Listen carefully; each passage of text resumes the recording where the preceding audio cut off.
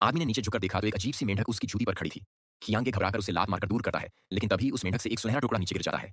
जमीन पर लगातार गिरते सुनहरे दानों को देख वह आदमी तुरंत उसके पीछे भाग पड़ता है, पर उसे जरा भी अंदाजा नहीं था कि वह सीधे जाल में फंस चुका है। जब तक कियांगे को सच्चाई का एहसास हुआ, तब तक बहुत देर हो चुकी थी। कियांगे तुरंत सर पकड़कर भागने लगा, लेकिन मेंढक ने एक झटके में उसकी टांग लपेटी और उसे पीछे घसीट लिया। वह लगभग उस दैत्य का नया मीठा स्नैक बनने ही वाला था कि अचानक बस 3 सेकंड ही चली। अगली ही पल शियांगे जोरदार तरीके से उछाल कर फेंक दिया गया। दोनों समझ पाते उससे पहले ही मेंढक दैत्य लगातार हमला करने लगा। वे किसी भी दिशा में भागते, उसकी बेहद फुर्तीली और लंबी जीभ हमेशा सटीक तरीके से उन्हें फिर पकड़ लेती।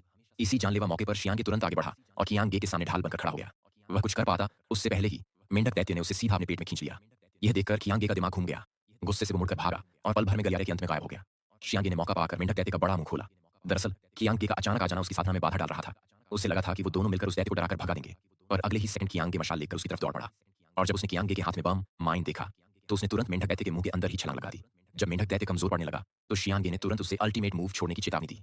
अगले ही क्षण वह दैत्य अपना मुंह चौड़ा खोलता है और सुपर सक्शन छोड़ देता है। एक पल में चारों ओर की चीजें तेजी से उसके मुंह में खींचने लगती हैं। यहाँ तक कि कियांगे के शरीर पर बंधा बम भी उसके अंदर खींच लिया जाता है। जैसे ही कियांगे की मशाल भी उसे पेट में गिरती है, अगले ही सेकंड दोनों राक्षसों का अंत